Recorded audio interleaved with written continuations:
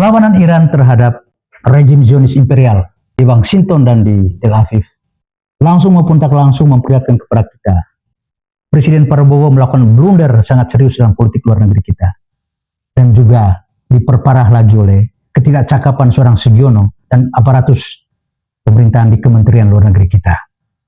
Dimulai dari keterlibatan kita dalam BOP yang menunjukkan kerelaan kita tunduk kepada permainan imperial brain dari Amerika Serikat, Donald Trump, Witkoff, dan Kushner yang menjadi perpanjangan tangan dari Netanyahu. Lalu respon kita yang sangat terlambat dan sangat mengecewakan dari Prabowo atas kematian, atas terbunuhnya Ayatollah Ali Khamenei oleh Donald Trump dan Netanyahu. Berdampak pada akhirnya sampai hari ini kita tidak dianggap sebagai pemain penting dalam geopolitik dunia. Kegagalan geopolitik kita ini disebabkan oleh Prabowo tidak menggunakan cara pandang Pancasila, cara pandang konstitusi, dan cara pandang Soekarno dalam geopolitik Indonesia. Ia melihat problem ini sebagai problem imperialisme, problem melawan imperialisme yang sebetulnya sudah dilakukan oleh sejumlah negara dalam 10 tahun terakhir dalam perbenturan antar kekuatan unipolar dan multipolar. Prabowo, dia tidak punya bekal untuk memahami itu, terkecuali dia kembali kepada konstitusi, kembali kepada Pancasila, dan kembali kepada presiden historis yang sudah ditunjukkan oleh Soekarno. Oleh karena itu, kita perlu melihat akar atau pesan penting daripada eskalasi konflik hari ini, yaitu perlawanan terhadap imperialisme yang berbasis rejim petrodolar. Sekaligus Iran sedang melawan ideologi raksasa yang hendak mengendalikan dunia ini, yang mengendalikan rejim petrodolar dan teknokapitalisme hari ini, yaitu Zionisme Kristen berpadu dengan Zionisme Israel atau Zionisme Yahudi untuk menghancurkan Timur Tengah, menghilangkan perjuangan Palestina, menciptakan krisis permanen di Timur Tengah, agar Timur Tengah menjadi Israel Raya. Saya akan membahas dua hal ini, yaitu rejim petrodolar dan konsolidasi ideologis yang brutal ini, yaitu Zionisme Kristen dan Zionisme Yahudi yang menjadi penggerak utama dari agenda aksi 2 tahun terakhir dari Donald Trump menaklukkan negara-negara yang memiliki minyak tapi melawan rejim imperial. Seperti Anda sudah saksikan kemarin, Donald Trump menculik Presiden Venezuela dan istrinya sebagai alat tebusan untuk bernegosiasi dengan Delcy Rodriguez berkaitan dengan tata kelola minyak di Venezuela untuk memperkuat rejim petrodolar. Lalu berkaitan dengan perlawanan Iran terhadap rejim petrodolar dari imperialisme Amerika Serikat dan rejim imperialisme transatlantik sejak tahun 73. Perlawanan kali ini adalah hal sebaliknya dari yang dilakukan oleh Raja Faisal dan negara-negara Teluk pada masa itu, yaitu bersepakat dengan Nixon pasca perang Yom Kippur untuk mendapatkan proteksi keamanan dari Amerika Serikat, sekaligus menjadikan minyak sebagai standar atau basis utama dari kekuatan dolar ketika Amerika Serikat atau Nixon meninggalkan emas sebagai standar dari dolar.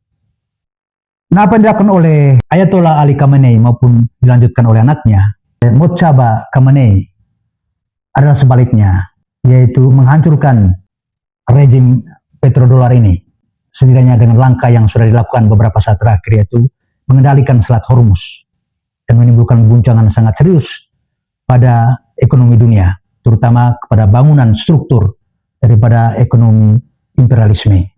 Terkait dengan dampak kepada negara-negara selatan termasuk Indonesia, tentu berdampak sangat buruk dan menimbulkan kerumitan ekonomi nasional. Dari cara pandang perlawanan terhadap imperialisme, ini adalah sebuah konsekuensi yang harus diterima karena akan menimbulkan kontradiksi internal pada rejim-rejim negara selatan yang selama ini menjadi bagian dari atau mendukung rejim imperialis, dan harus melakukan pemikiran restrukturisasi lagi terhadap kebijakan dalam negerinya berkaitan dengan energi dan kemudian ekonomi makro.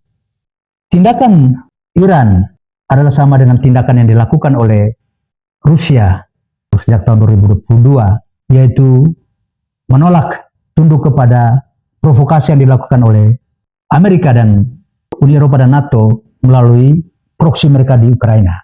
Lalu Rusia mengarahkan proyeksi ekonomi dan keamanan politiknya ke arah timur, ke arah Eurasia termasuk kepada Indonesia juga. Dan itu membawa dampak yang sangat serius kepada energi di Eropa. Kemudian berharap dapat dari Timur Tengah minyak dan gasnya. Seperti kita cermati sekarang ketika Iran melakukan hal yang serupa dan menutup Selat Hormuz dan menyusul Houthi akan mensabotase rute perdagangan migas termasuk barang dan jasa ke Eropa dan Israel melalui Laut Merah atau melalui Selat Bab el Mandab, tentu akan memperparah situasi ekonomi yang ada di Eropa maupun di Amerika Serikat. Di sisi lain, apa yang dilakukan oleh Iran tentu dalam rangka untuk mengamankan eksistensinya, kedaulatannya, sekaligus keamanan, keberlanjutan eksistensi daripada Iran sangat bergantung kepada konsolidasi Rusia dan Cina untuk terbentuknya multipolar world ini pasca rejim petrodolar ini. Bagi China, perlawanan Iran adalah salah satu jaminan tersendiri bagi kebangkitan baru yang dikendalikan oleh China dan Rusia dan negara-negara selatan. Amerika harus menaklukkan Iran setelah kalah dalam pertarungan teknologi, khususnya akses dan kontrol atas logam tanah jarang, rare earths, yang menjadi basis daripada industri modern hari ini, termasuk industri persenjataan. Karena itu bisa dipahami mengapa rejim petrodolar harus berperang dengan Iran, harus menaklukkan Iran. Itulah rejim petrodolar yang ingin tetap mempertahankan kekuasaannya di tengah kegagalan dalam pertarungan dengan China dan Rusia. Pertarungan mati hidup dari rejim petrodolar ini tidak terlepas dari konsolidasi ideologi Zionisme Yahudi maupun Zionisme Kristen. Konsolidasi ini sebetulnya sudah berlangsung tahun 80-an dan memuncak pada hari ini. Revolusi Iran yang mengusir Amerika Serikat dari Iran setelah menumbangkan bonekanya Pahlavi tahun 79 dan kemudian krisis Amerika Serikat dan Iran selama 2 tahun dan berakhir tahun 81 dengan terbebasnya sandera semuanya, menjadi titik awal dari Iran hadir sebagai momok, musuh yang harus ditaklukkan baik oleh Amerika Serikat sendiri sebagai pengendali rejim petrodolar maupun oleh Israel yang sejak periode itu di bawah fantasi petrodolar ini karena mengendalikan dunia secara ekonomi, membayangkan Israel Raya yang mencakup Mesir, Lebanon, Suria, Yordania, dan separuh dari Arab Saudi. Dan kita ingat pada tahun 80-an, 7 tahun, 8 tahun perang antara Iran dan Irak. Irak disponsori dan didukung oleh Amerika Serikat dan Israel. Meski ada skandal soal Iran Contragate, di mana senjata dijual oleh Amerika Serikat kepada Iran untuk dalam rangka perang melawan gerakan Sandinista di Nicaragua. Lalu tahun 2001, agenda Global War on Terror secara terbuka menargetkan Iran sebagai bagian terakhir dari penaklukan itu. Setelah negara-negara Muslim atau negara-negara Arab ditaklukkan, Afghanistan, Suria, Irak, Libya, dan akhirnya berujung kepada Iran.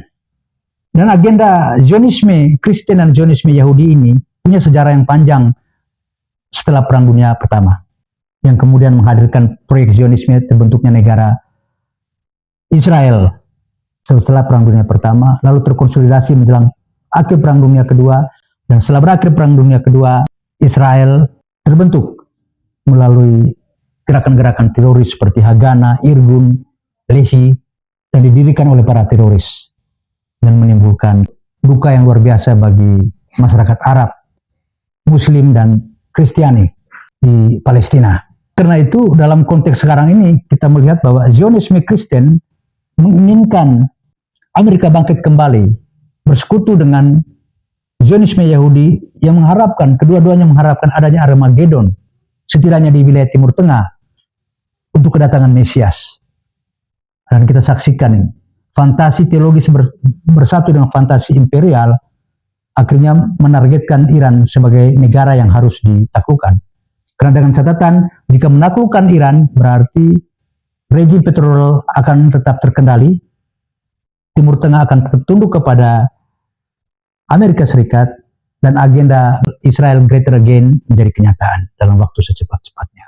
Di tengah pertarungan melawan konsolidasi Rusia, China, konsolidasi multipolar, dan kebangkitan global South. Konsolidasi atau upaya rejim petrodolar hari ini menaklukkan Iran dengan desakan atau dorongan dari satu ideologi aneh ini ya, ideologi fantasi teologis ke dalam politik yang namanya Zionisme, baik Kristen maupun Yahudi. Yang tentu saja hari ini sedang dipersoalkan oleh umat Kristiani di Amerika dan di Eropa. Dan melihat bahwa Amerika melalui Zionisme ini sedang menaklukkan umat Kristiani, politisi Kristiani melalui AIPAC, para pendonor, mulai dari menaklukkan Donald Trump melalui Miriam Ellison, dan hampir semua politisi dari dua partai, baik Partai Republik maupun Partai Demokrat. Dan tersisa 5 atau 6 anggota Kongres yang betul-betul tidak bisa terbeli oleh kekuatan Zionis imperial yang berbasis petrodolar ini.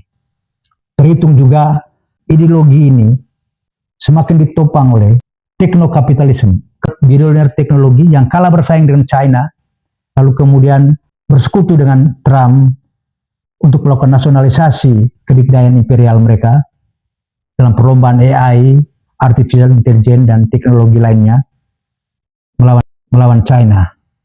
Dan kita lihat perjumpaan antara kebutuhan bilioner teknologi dan fantasi petrodolar ini bersekutu dengan gerakan Zionisme Kristen dan Zionisme Yahudi, dalam mana semuanya sudah tak terbedakan. Sebagaimana kalau Anda mendengar perkataan Donald Trump, kalau Anda mendengar perkataan J.D. Vance, kalau kita mendengar perkataan Rubio, kalau kita mendengar perkataan Ted Cruz, kalau kita mendengar perkataan Pete Hegseth, maupun kita mendengar perkataan Mike Huckabee, Duta Besar Amerika untuk Israel, yang tidak terbedakan dari pernyataan Netanyahu, tidak terbedakan lagi dari pernyataan Ben Gvir, Naftali, maupun Smotrich. Semuanya ada dalam satu kesatuan ideologis yang namanya Zionisme imperial. Dan Iran sedang melawan kegilaan rejim petrodolar dan fantasi teologi Zionisme ini. Dan persis pada bagian itu, seorang Prabowo dan Sugiono, dan boleh jadi banyak pengamat, pemikir di antara kita di Indonesia ini belum sampai memahami itu, dan membuat terutama berkontribusi pada blunder, kegagalan daripada geopolitik Indonesia yang tidak lagi mewarisi semangat Pancasila dan konstitusi, tidak lagi mewarisi semangat Soekarno pada tahun 50-an dan pertengahan tahun 60-an, menjadi pelopor pergerakan melawan anti-imperialisme, sebelum akhirnya beliau disingkirkan melalui kudeta merangkak oleh CIA, kemudian Indonesia masuk ke dalam periode menjadi satelitnya Amerika Serikat dan rejim petrodolar.